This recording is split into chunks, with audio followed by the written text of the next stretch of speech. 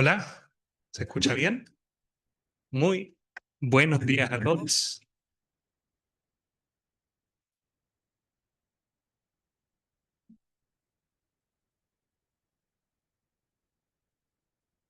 Ahora se escucha mejor, ¿o no? Bienvenidos a esta escuela dominical. Excelente, me dieron más tiempo esta vez. Cuánta generosidad. Sean todos muy bienvenidos. Quiero que continuemos en esta mañana con nuestro estudio que hemos hecho acerca de la carta del apóstol Pablo a los filipenses. Así que acompáñenme por favor a Filipenses, el capítulo 2.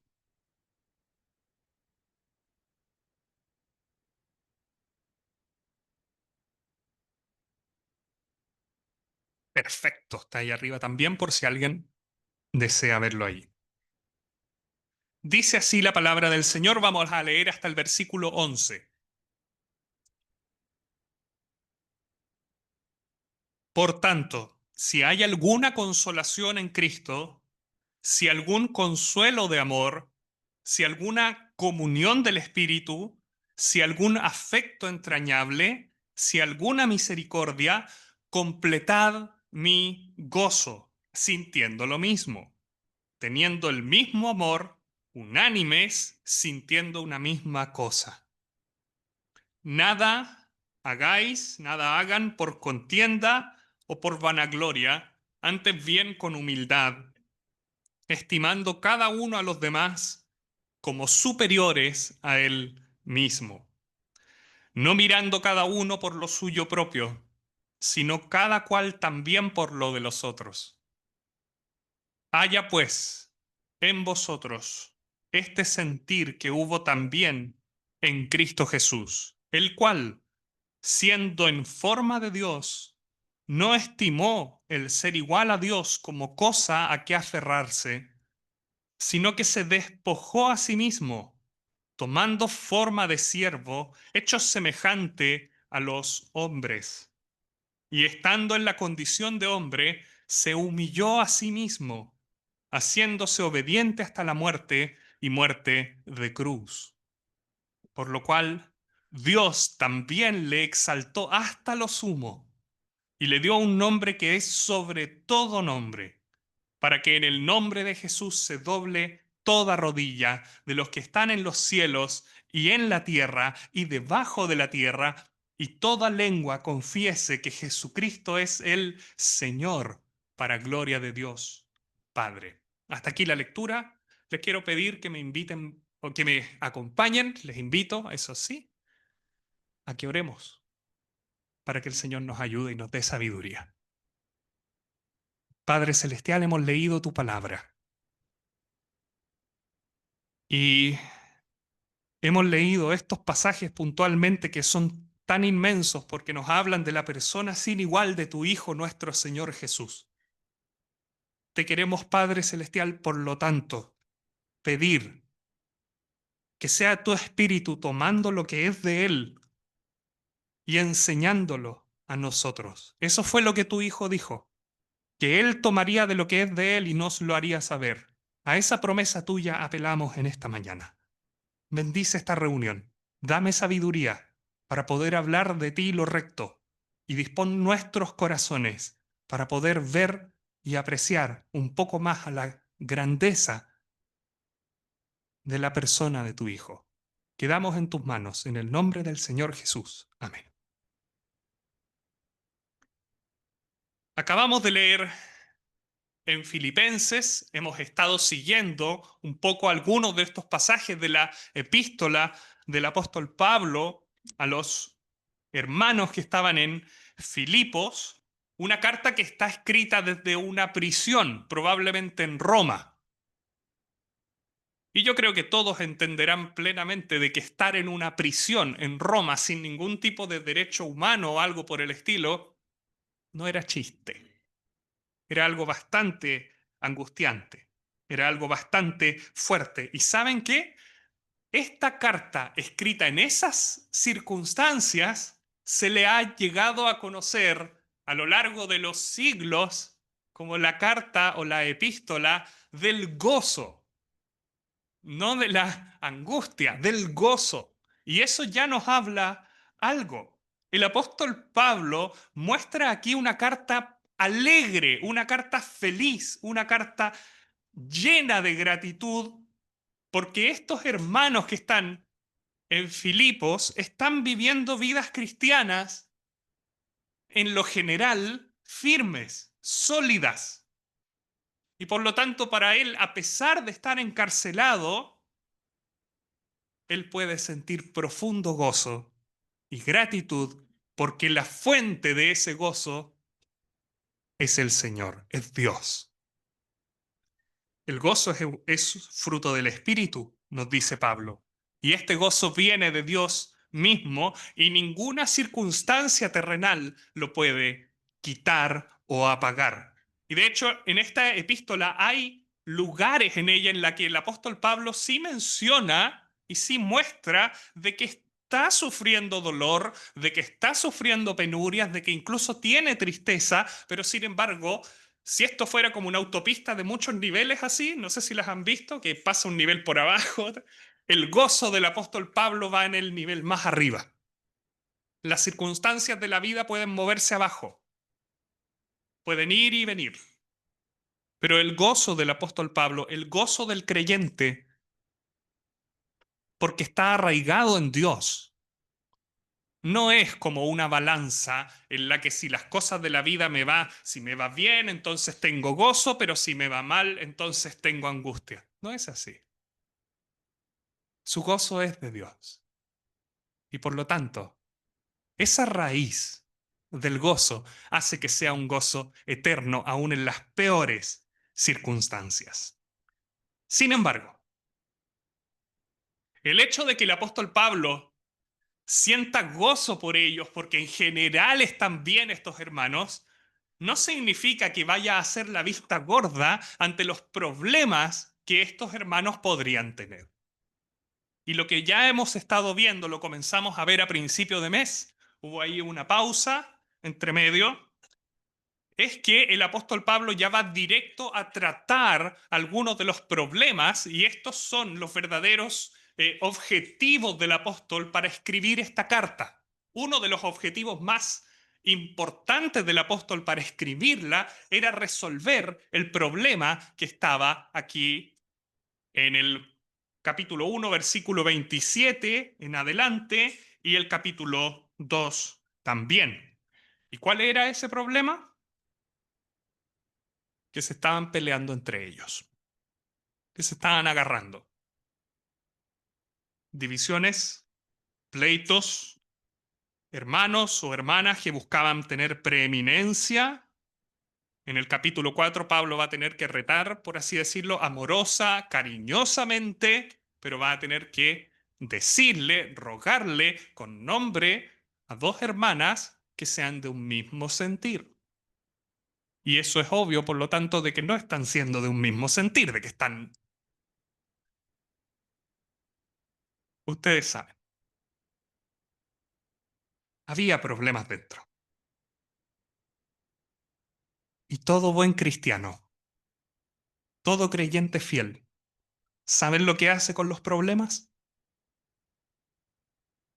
Los mete abajo de la alfombra para que nadie se entere y que todos sigan viendo la santa iglesia que hay. No, hace lo que hace el apóstol Pablo aquí. Con nombre les dice, arreglen los problemas, rectifiquen. Eso es lo que hace. No esconde la cabeza, no mira para el lado.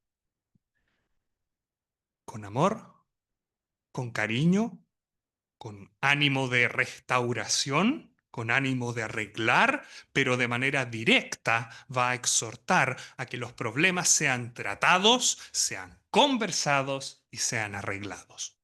Eso es lo que hace el apóstol aquí. Y ya comenzó en el versículo 1 que lo acabamos de leer a mostrarles a ellos cuánto habían sido bendecidos por Dios, ya sea directamente o bien a través de los hermanos que están alrededor, y les dice, si ustedes han sido tan bendecidos por Dios y por la iglesia de Dios, entonces, ¿cómo no van a tener cuidado de esa misma iglesia?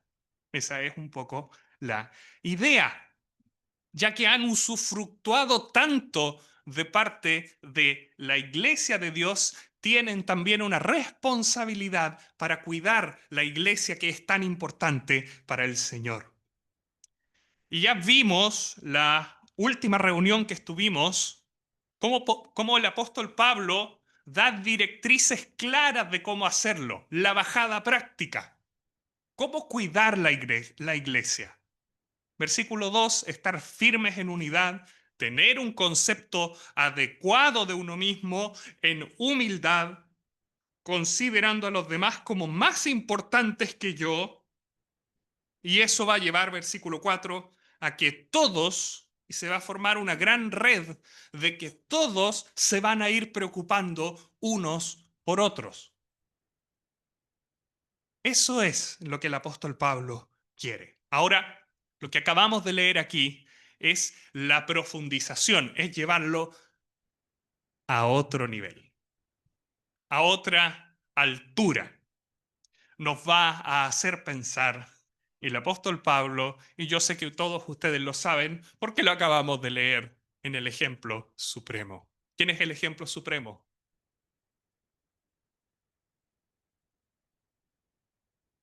¿Está el versículo 5 ahí o no? Sí, Cristo Jesús. ¿Y saben de quién quiero hablar yo hoy?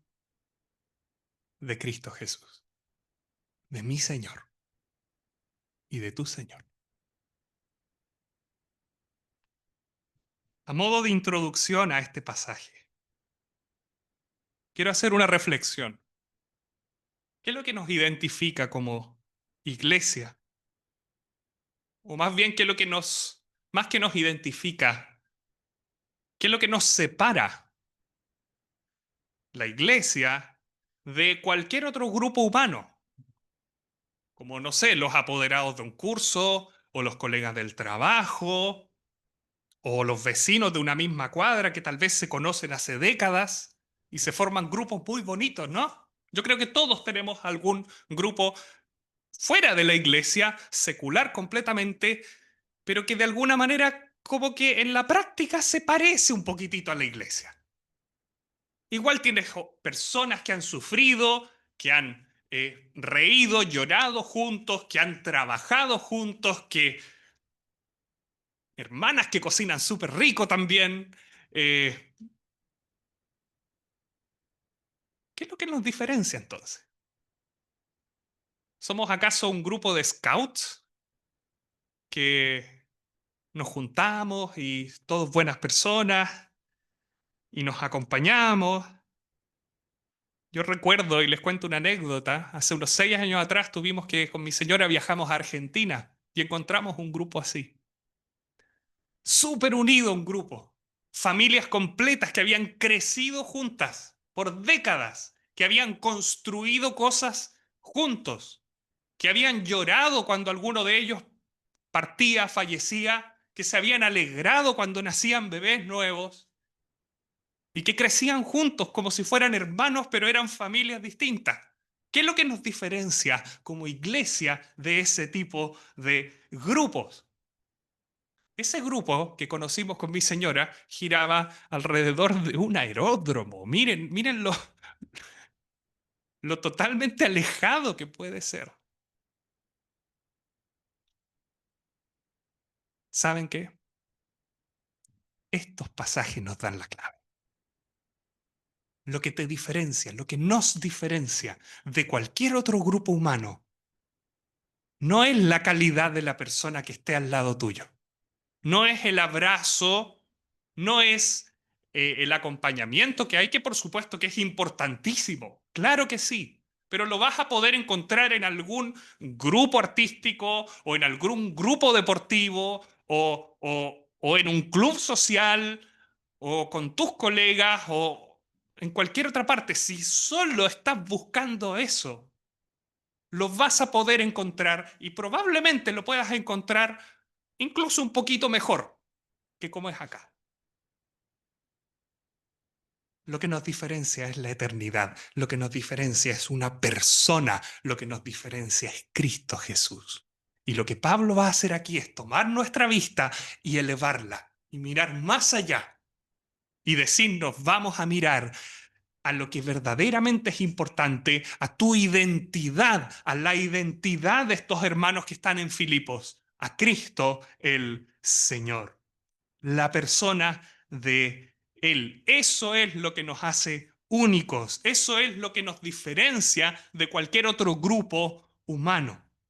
Lo que vamos a ver hoy, por lo tanto, no es teoría abstracta que está simplemente diseñada para aquellos que están estudiando teología, o tampoco es una cosa que sea como una especie de las condiciones iniciales del servicio que tú las tienes que firmar para poder pertenecer a este grupo. No, no es eso.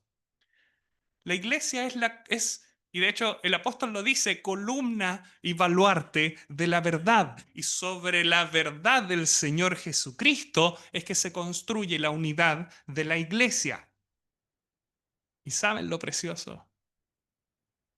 Que esa unidad, cuando está basada en la verdad de Cristo, va muchísimo más allá y muchísimo más lejos que la que cualquier otro grupo humano te pueda dar. Es eterna. Es completa, es perfecta, es guiada por Dios. Su fundamento es eterno. Quiero, por lo tanto, compartir con ustedes en esta mañana tres grandes puntos. En primer lugar, la eterna grandeza de Cristo Jesús. Quiero hablar de Él. Y para eso vamos a hablar de tres expresiones que están allí, la palabra siendo, la palabra forma y la palabra o la idea de estimar el ser igual a Dios como cosa que aferrarse. En segundo lugar, quiero hablar de la humillación de Cristo, su impactante descenso, que lo que significa, que lo que no significa despojarse, tomar y humillarse. Eso hizo Cristo. Y por último, vamos a hacer algunas aplicaciones a nosotros lo más fieles al pasaje posible. Vamos con la primera. En la Escritura hay pasajes que son cristológicos por excelencia, hablan de Cristo, y este es uno de ellos.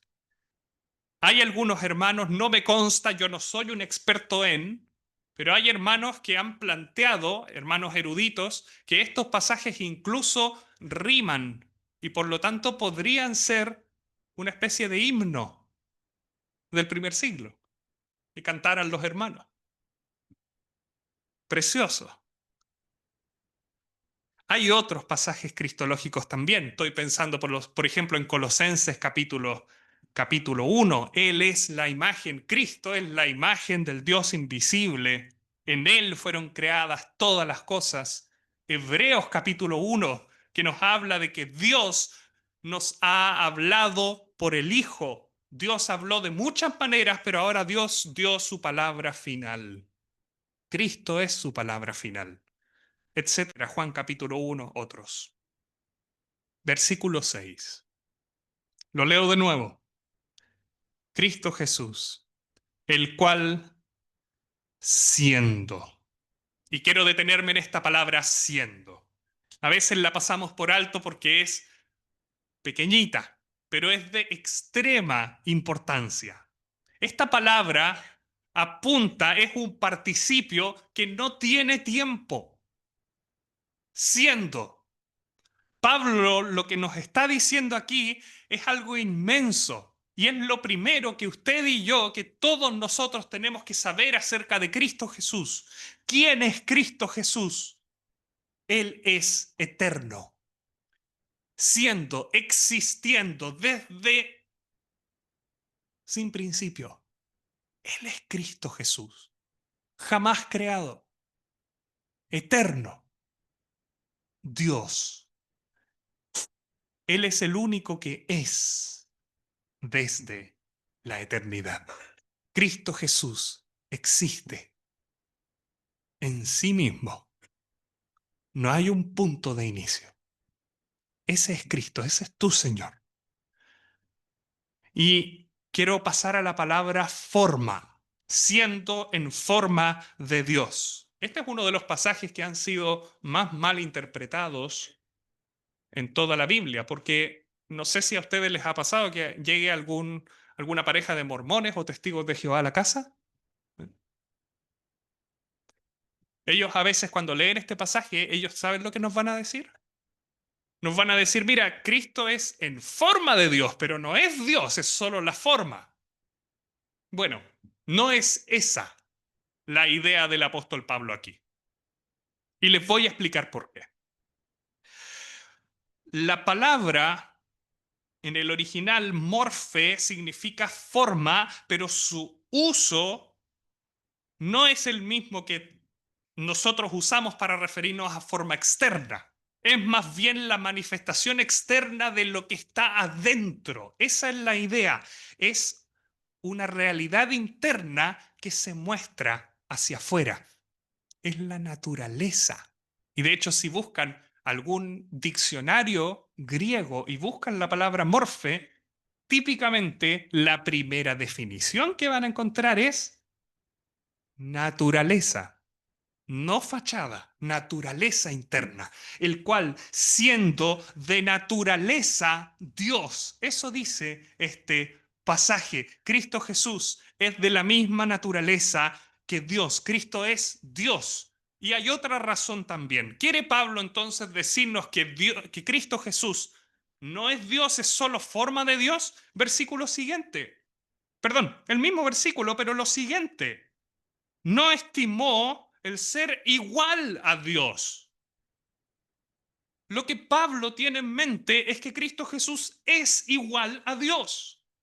Es Dios, es de la misma naturaleza, desde la eternidad. Ese es mi Señor, ese es tu Señor, ese es Cristo en la Escritura.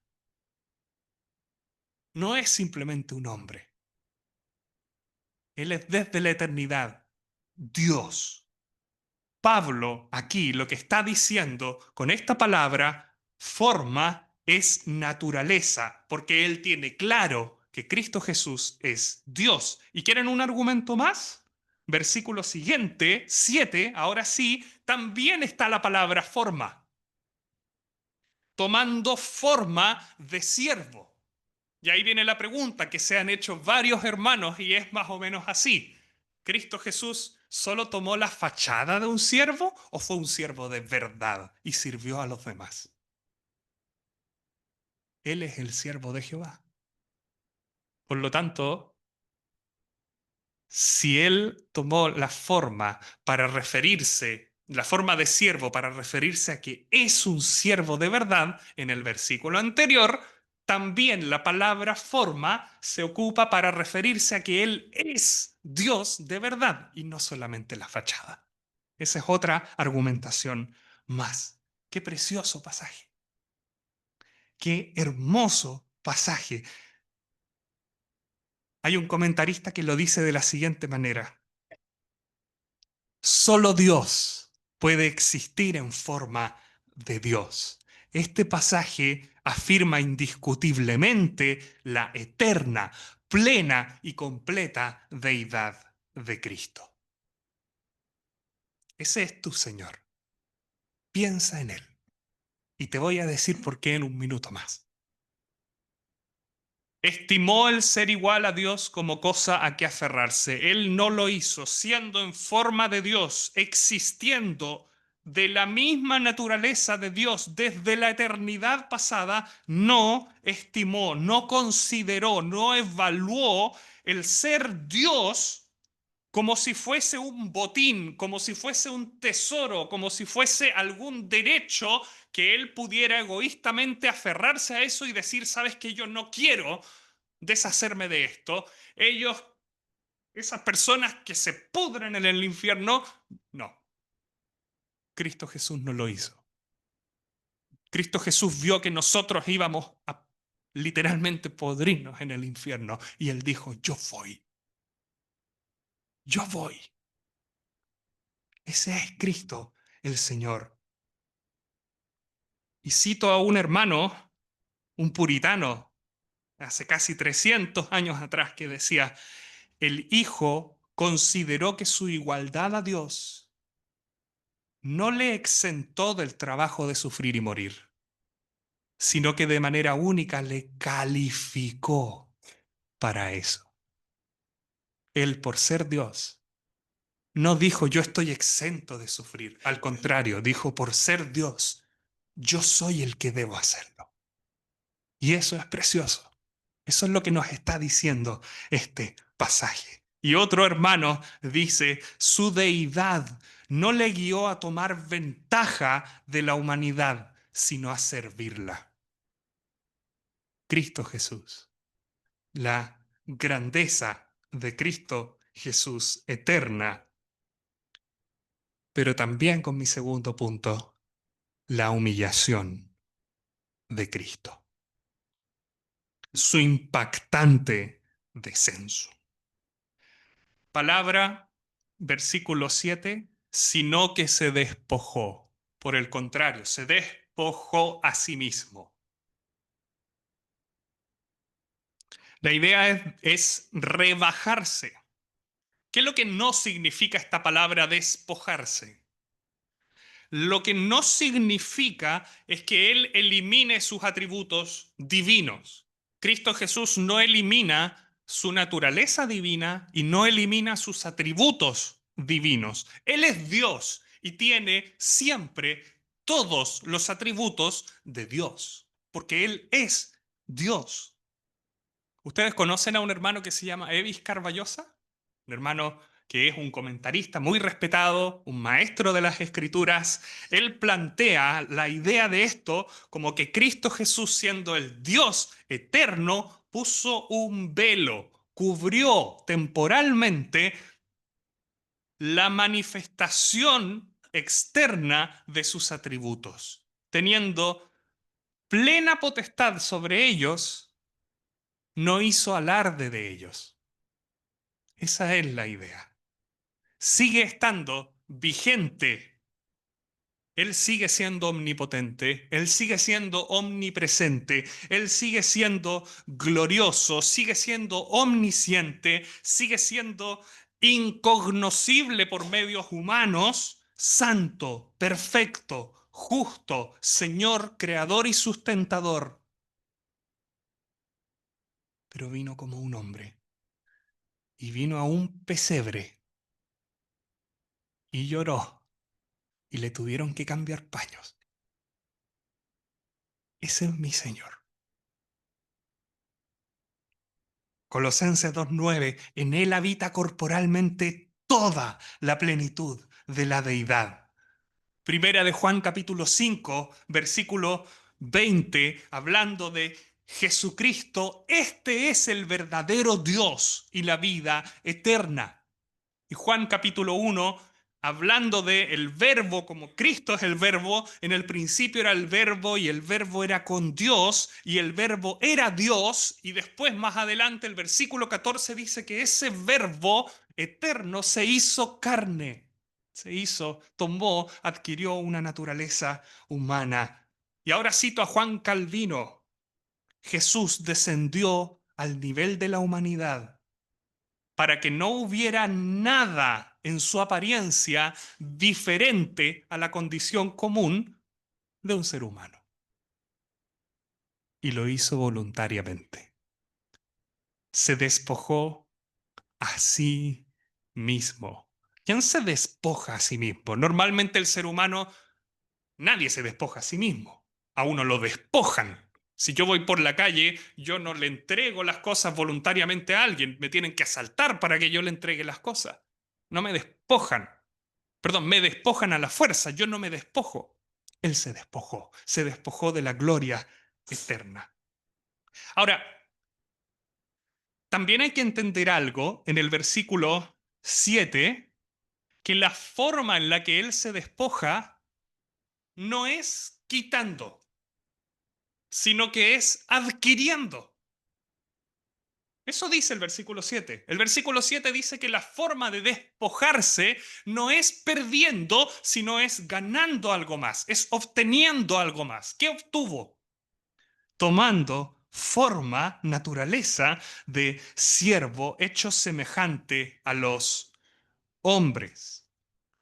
Él no es que haya eliminado sus atributos divinos y los haya reemplazado por atributos humanos, sino que Él tomó para sí y agregó una naturaleza humana a su naturaleza divina.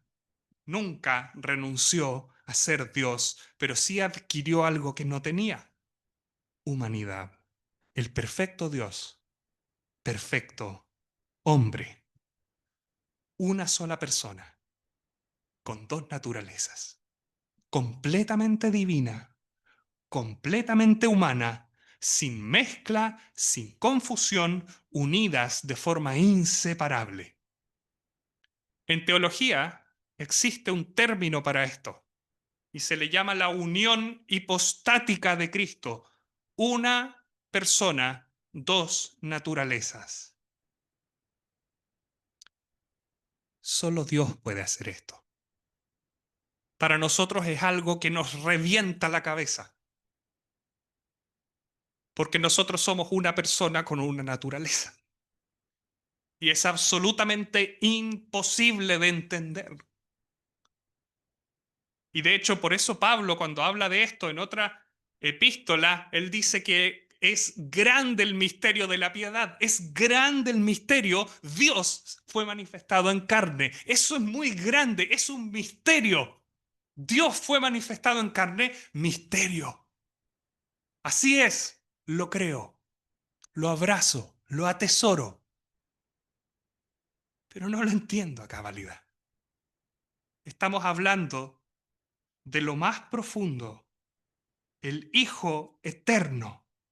Solo Dios puede hacerlo. Y aquí tengo dos observaciones y pasaremos a mi último punto.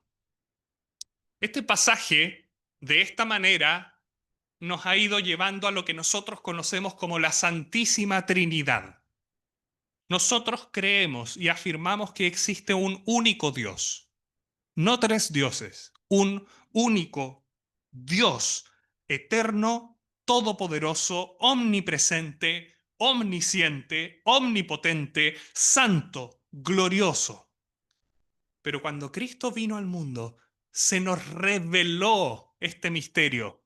Y este misterio, Dios con nosotros, de manera interna, Dios internamente, absolutamente imposible de haber detectado nuestras propias capacidades, está conformado por tres personas.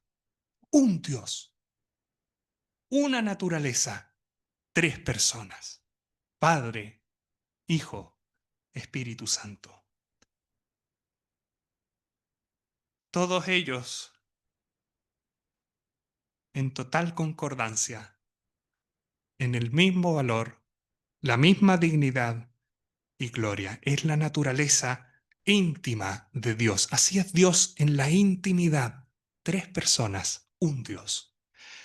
¿Y saben lo que debemos hacer, hermanos, cuando hablemos de la Trinidad? No es algo a la ligera. Figuradamente hablando, ¿saben lo que deberíamos hacer siempre? No lo hagan ahora porque están las ventanas cerradas, pero deberíamos quitar el calzado de nuestros pies,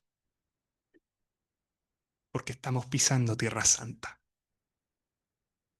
Cada vez que hables de la Trinidad, hazlo con profunda reverencia, porque es el corazón mismo del Dios único, eterno.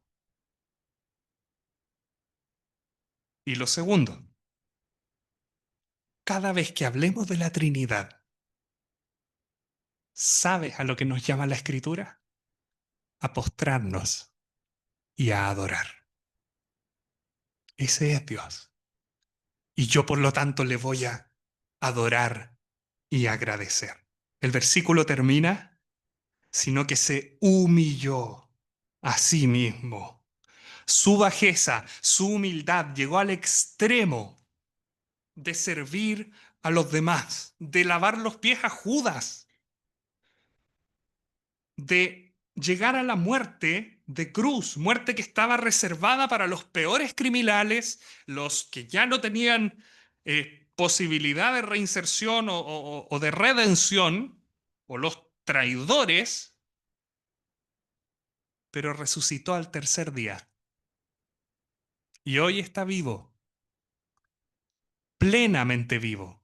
Y si hay alguien aquí que no es creyente, ¿sabe lo que le tenemos que decir como iglesia? Lo que este pasaje le dice. Este pasaje te dice a ti, si no eres creyente, que esto Él lo hizo por ti, porque te ama. Él descendió.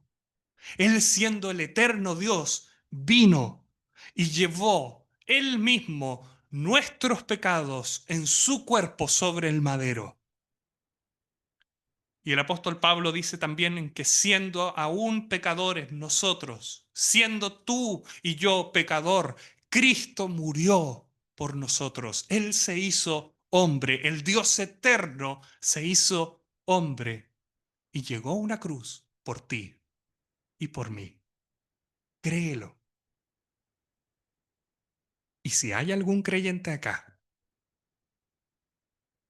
para todos nosotros, hermanos queridos, para todos nosotros, tú y yo tenemos un Señor manso y humilde de corazón que llegó a un extremo inimaginable para salvarnos. Y eso nos lleva a la aplicación final.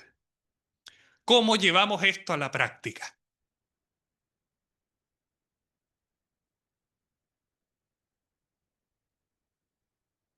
Estos pasajes, cada vez que los leíamos, al menos yo, cada vez que los leía, quedaba un poco, en un buen sentido, embelesado porque el pasaje habla de Cristo, mi Señor, y lo glorioso que era, y su descenso, y su ascensión, y su gloria.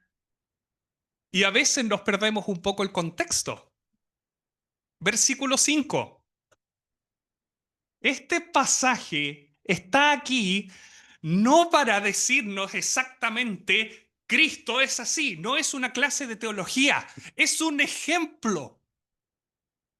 Pablo pone este pasaje como un ejemplo para ti y para mí. Y miren los versículos siguientes, versículo 12, que no lo leímos. Por tanto, amados míos, por tanto, debido a que tenemos ese ejemplo, lo que está aquí para ti, es para mí, es para que lo imitemos. Esa es la idea.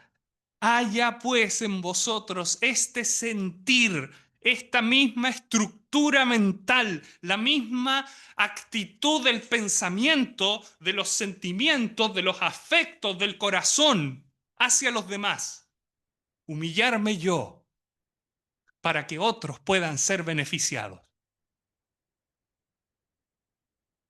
Si Cristo Jesús se humilló así, entonces, ¿cómo sería posible que uno de estos filipenses o nosotros tal vez tuviésemos una actitud altiva y peleadora y dijéramos frases o pensáramos cosas como cometí un error, pero no lo voy a reconocer porque yo no me rebajo? O si alguien nos hace un agravio, no lo pienso perdonar, tiene que arrastrarse. O ante cualquier cosa que nos parezca pequeña para nosotros, no pienso rebajarme a hacer eso, que lo haga otro. ¿Cómo está nuestra propia actitud delante de Dios? ¿Y cómo está nuestra actitud para con otros hermanos o en la familia? Tal vez hay algo que hace rato que deberíamos haber reconocido o pedido perdón a los que afectamos y haberlo rectificado en amor. Para ti, dos cosas. Primero, no estás solo. Todo creyente lucha contra eso, contra el orgullo que está en nuestra propia carne.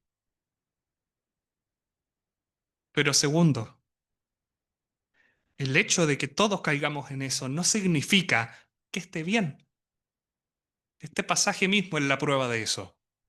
Este pasaje te confronta y me confronta de la manera más alta que se puede confrontar a alguien. Nos da el ejemplo supremo de humillación, la más infinita, la más enorme que haya, la caída, por así decirlo, más inmensa. No hay forma en la que tú o yo nos rebajemos tanto que superemos cómo descendió Cristo el Señor. El haber descendido de la gloria eterna que le pertenece a Él por derecho propio y haber tomado para sí una naturaleza humana, eso es infinitamente más humillante que lo más humillante que te puedan hacer a ti o a mí.